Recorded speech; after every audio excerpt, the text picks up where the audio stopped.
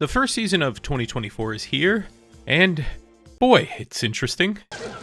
Very interesting. We got shows like Free Ren and Apothecary Diaries continuing to go crazy, and some returning bangers like Marshall and Classroom of the Elite. Even Blue Exorcist has decided to make an appearance after 7 years. It's been 84 years. All this stuff, pretty standard, but it's when you look at the newly airing anime, you start to notice some things. I can break this season up into 2 categories: Degenerate and Banished Level 999 Cheat Skill Villainess Demon Lord. What the actual fuck did you just say to me right now? The first one is pretty self-explanatory. There's usually 1 or 2 shows that tote the line of anime or hentai, but this season feels especially horny. However, I can only yank it so many times before I want some actual substance, so most of these aren't for me. But if you're looking for these shows, you don't have to look too hard. Hard. The other category is just your standard light novel title. My instant death ability is so overpowered, no one in the other world stands a chance against me. The strongest tank's labyrinth raids. A tank with a rare 9999 resistance skill got kicked from the hero's party. These are actual fucking titles. God forbid we get a title like The Strong Mage. There's about 5 or 6 newly airing shows with titles like this, and frankly, they all kinda suck. Know your fucking place, trash. From what I've seen so far, I'd say this is actually one of the weaker seasons for new anime. And are most of these shows completely terrible? No. But are they worth your time? Also no. But alas, I still watched all the new airing shows to find the few diamonds in the rough. This looks exactly like the game did, and it's saying he managed to sync it up so perfectly. I think this is without a doubt the most hyped anime this season, as it's one of, if not the most popular manhwa of all time. I haven't read it personally, but I've heard nothing but good things. In this world, paths to other dimensions or gates have appeared. Since then, certain humans have awakened supernatural powers and work as hunters, clearing out the toughest dungeons inside of these gates. In comes our main character, Jinwoo. This man is a hunter. However strong, he is not. No, he's actually the weakest hunter in all of mankind. Despite having no real strengths and getting injured frequently, he still goes on these dungeon missions to help support his family. That is, until he encounters something that might be unbeatable. On the surface, the show doesn't seem that interesting. A classic weak MC becomes strong, but it feels different. For one, although stubbing his toe might put him in the hospital for a month, he's at least not a bitch about being weak. And on the bright side, at least he's developed some good survival skills to offset his weaknesses. And it looks like his knowledge and resolve might finally pay off for him. One of the concerns I saw about Solo Leveling receiving adaptation was that it was going to be difficult to animate. Although we haven't had a ton of episodes so far, A1 Pictures is knocking it out of the park. Great color, great action sequences, and very fluid movement. If there was one new show that I'd recommend this season, it'd have to be Solo Leveling.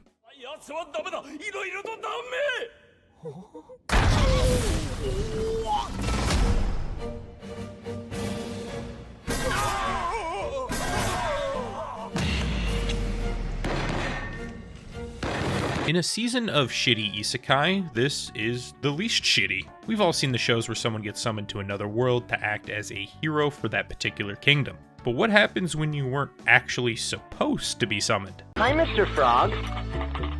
You're not supposed to be here. Well, that's the case for our MC Usato. After forgetting his umbrella, he runs into 2 of the most popular people at his school, Inukami and Kazuki, who offer to walk home with him. Those 2 start to hear some strange sounds, and then all of a sudden, a magic circle appears beneath the 3 students. Before you know it, they're transported into another world. But because of sheer convenience for the story, the teleporter only works in one direction, so now Usato is stuck here too. Despite not actually being chosen as a hero, his magic ability is still tested, and turns out he has the affinity for healing magic. This surprises the entire kingdom, and at first the reactions were making me feel like we had another shield hero situation on our hands, but everyone was just afraid of the other person who possesses healing magic.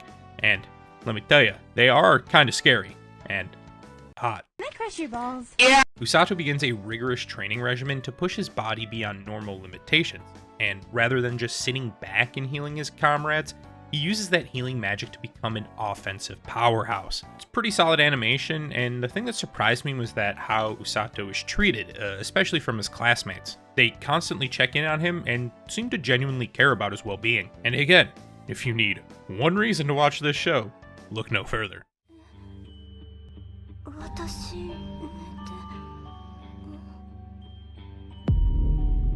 Reach me with that hand. Reach me with that hand. Reach me with that hand. You cannot. I feel like it's been a minute since we had a good dark fantasy. So here we got witches, and these witches are bitches. You a bitch.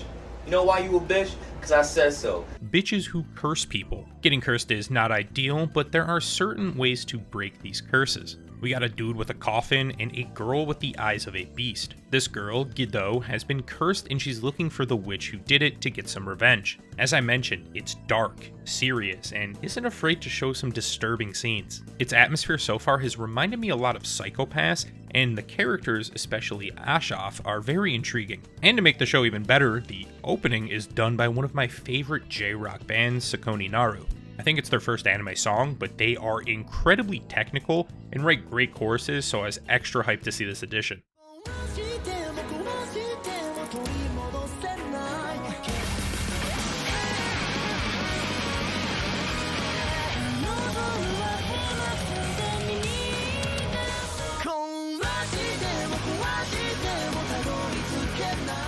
This show has the potential to be very solid, but I have seen a lot of anime start out like this and then just fizzle out later, so I'm hoping that's not the case here.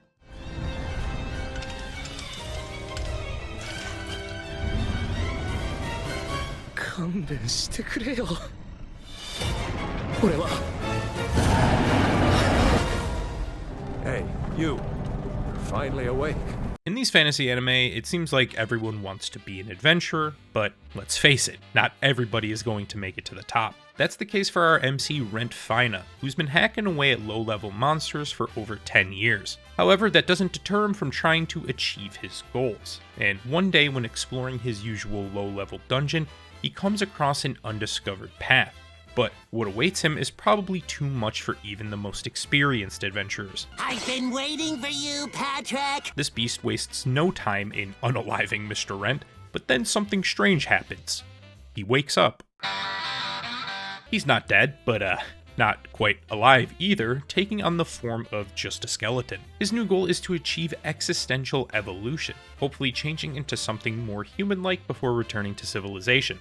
In many ways, the show feels a lot like Solo Leveling. You have a once weak character who still goes about his business trying to make ends meet.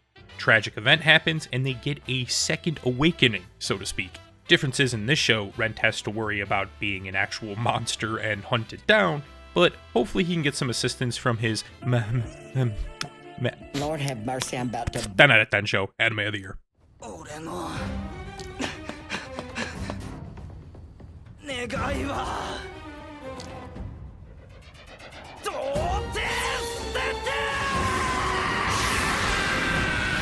Don't do it. I'm a virgin. This one might be the most surprising. An anime original by MAPPA from the director of Banana Fish and Skate the Infinity. Yet, I've heard no one talking about it. The premise is our MC Origin starts at a new school that is pretty much overrun with delinquents. There are two rival gangs that are competing to be on top within the school, but Origin wants nothing to do with it. However, easier said than done, and of course he gets himself into some shit. Literally.